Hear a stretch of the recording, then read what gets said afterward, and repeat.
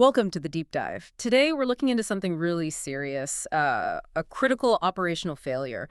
We're using the official investigation report from the Liberia Maritime Authority. That's right. And this isn't just about reporting on a tragedy. It's a very detailed case study in risk management, something professionals really need to understand for, high retention of these vital safety lessons. Exactly. We're digging into the fatal injury of an electrical technical officer, the ETO, on the container ship MSC ILONA back in July 2023.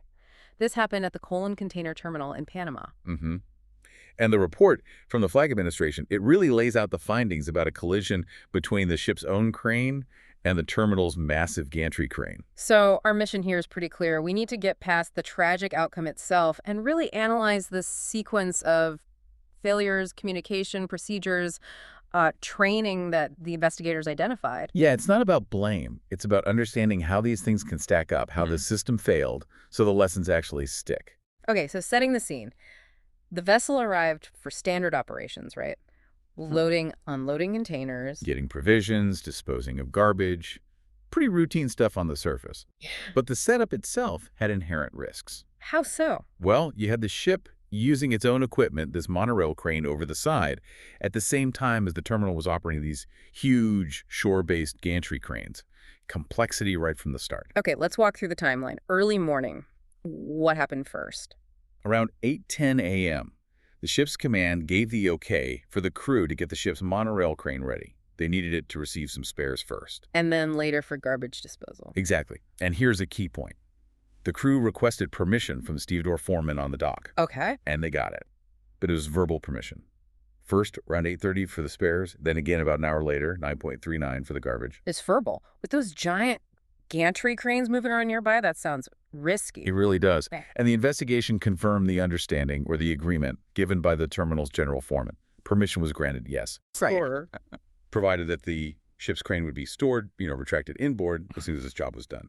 The garbage disposal in this case. So the terminal's assumption was garbage finished, crane disappears, safety relies on that completion. Precisely. That word completed was the trigger. They assumed completion meant the crane was out of the way. But things didn't go to plan, did they? No. By 11:01 a.m., the garbage was offloaded. Task completed, technically. But the bosun realized the monorail crane was stuck. It wouldn't retract. Why not? The report says the limit switch was faulty, so the crane was still extended over the ship's side. Ah, okay. So this is where a routine job suddenly flips into something else entirely. Exactly. It becomes an unscheduled, potentially high-risk repair job. Huh. And at 11:30, the bosun radios the ETO for help. The electrical technical officer, the one who was later fatally injured. Yes, a 48-year-old Philippine national. Now, here's the first critical communication failure, according to the report. What was it? The bosun spoke to the ETO in Tagalog. Tagalog, not English. Why does the language matter so much here? Because English was the designated working language of the ship. The investigation really flags this. So if they'd spoken English...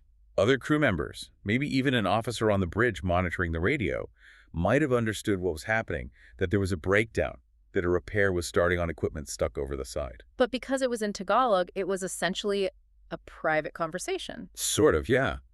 Crucially, neither the chief officer nor the mastery. The people in charge of overall safety and coordinating with the terminal were informed about the crane breakdown, or the repair attempt. Wow. So they went from a planned task, the garbage, to an unplanned high-risk repair, working aloft, over the side, completely undocumented and unsupervised by senior officers? That's what the report indicates. At 11:42, just 12 minutes after the radio call, the ETO arrived and started working on the stuck monorail crane. While it was still extended over the side? Yes. And critically, no risk assessment was done for this specific repair job. Yeah. No work permit was issued for working aloft or over the side. They were basically improvising a hazardous repair. It appears so. They were operating under the radar, assuming maybe that the terminal knew things had stopped, but the hazard of the crane being physically extended was still very much present. And meanwhile, the terminal operations are continuing. These are huge, separate operations running in parallel. Right. The terminal side wasn't standing still. At 12:08 p.m., so the ETO had been working for about 26 minutes, the CCT gantry crane started moving. The massive shore crane. Yes. Following instructions from the CCT team, it began repositioning towards the aft part of the ship.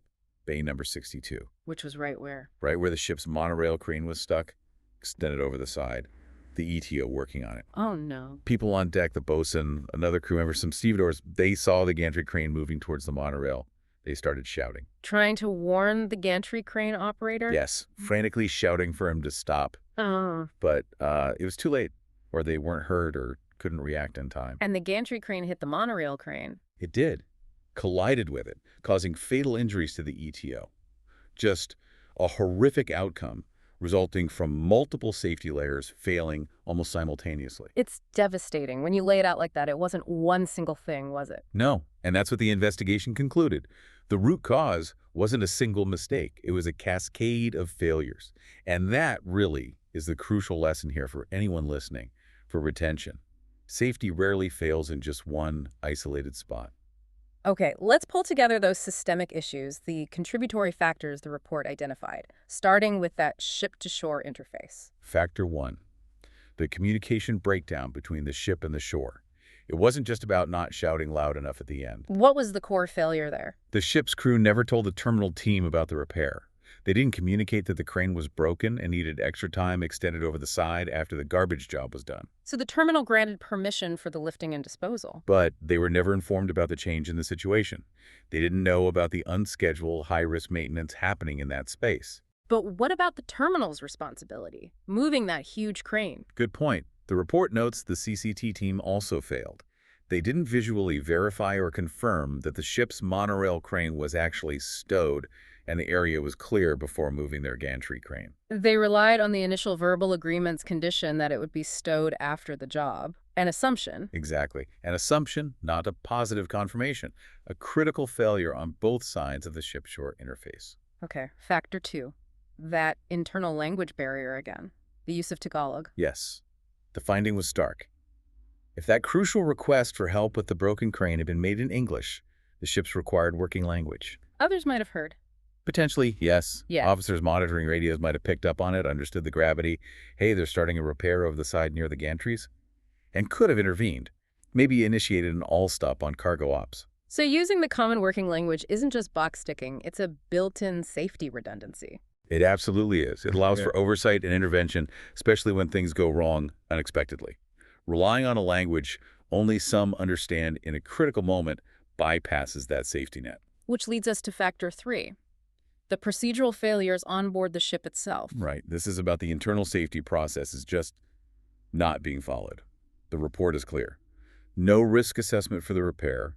No work permit issued for working aloft or over the side. And no direct supervision by a deck officer for this hazardous task. Correct. It's a direct failure of the ship's own safety management system, the SMS. These are the very rules designed to prevent exactly this kind of accident, especially when someone is working in such an exposed, dangerous position. You mentioned a specific regulation. Yes. The investigation linked it to Liberian Marine Notice MLC 005, Section 3.3.3. That's all about hazard identification and risk evaluation. Essentially, the ship wasn't following its own flag state's rules for managing risk. The procedure failed to protect the person. So, wrapping all that up, what did the investigation determine as the ultimate probable cause? It seems heavily focused on the ISM Code, the International Safety Management Code. It is. They pointed to two main probable causes, both linked to the ISM Code. First, inadequate training. Meaning?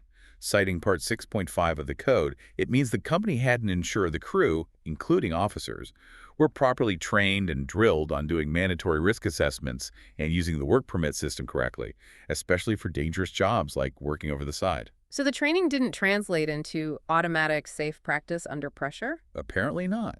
And the second probable cause, ineffective plans and procedures. This cites Part 7 of the ISM Code. What does that part cover? It requires companies to have clear documented procedures and instructions, checklists even, for key shipboard operations, particularly hazardous ones. And the finding was? That the company's procedure for carrying out this kind of unscheduled emergency work aloft repair was either missing, inadequate, or just completely ignored. There was no clear process that forced a stop-think permit sequence before the ETO started the repair. Especially given the ongoing cargo operations right next to him. Precisely. The system lacked a hard stop to force a safety check before action. Okay, so those are the causes. The most important part for learning and retention is often the recommendations. What needs to change to prevent this happening again? The report mandates several actions for the company. First, a mandatory, thorough risk assessment before starting any repair work over the ship's side. No exceptions. Risk assessment first, always. Always. And the risks identified must be mitigated before anyone goes over the side. Second, more training And what specifically? on how to conduct these risk assessments properly and issue work permits effectively. This needs to be drilled into masters and crew so it becomes second nature, not something skipped in a rush. Makes sense. What about the communication piece? Critical recommendation there. Establish effective, strict communication protocols between the ship and the terminal. This can't be just a quick verbal nod. Needs to be more formal, documented. Yes, perhaps a designated radio channel, confirm messages, something robust to ensure both sides know exactly what equipment is operating where and when it's safe or unsafe to move. No more assumptions. And supervision. Absolutely. Responsible officers must actively monitor crew working on deck, especially if the ship's crane is being used at the same time as cargo operations. Direct oversight is key. And overall, Strict adherence to the company's own safety management system. Follow the rules that are already there. so pulling it all together, this deep dive really shows how a catastrophe can emerge from, well, several seemingly smaller things going wrong all at once. Exactly. It's the combination. The ambiguous verbal agreement, the quick undocumented repair bypassing procedures, the communication shortcut using a non-working language, layer after layer of safety failed. The key takeaway then, especially when you have these big, potentially conflicting operations like ship maintenance and shore cargo handling happening in the same space. Is that you cannot rely on informal understandings or habits. Codified written procedures, the risk assessment, the work permit, clear, confirmed communication protocols. These are non-negotiable. They are the only reliable way to manage that extreme risk, especially when someone's life is literally on the line over the side of the ship. It brings us back to that statement by the general foreman, doesn't it? Perhaps- Permission was given for the ship's crane. Provided that it would be stored once its operations were completed. That condition completed. It leaves a crucial question for anyone listening who manages these kinds of simultaneous operations. What specific mechanism, what required action must be in place to actively verify the completion of one task, like the crane being stowed, before authorizing potentially conflicting movements, like that gantry crane? It can't be an assumption. Never. That verification step, whatever it is, a documented radio call, a checklist sign-off, visual confirmation, that's where procedure absolutely has to replace assumption to prevent tragedy. A vital point to reflect on. Thank you for breaking down this complex and sobering investigation with us. Important lessons to retain. Indeed. We'll be back soon with another deep dive into essential source material.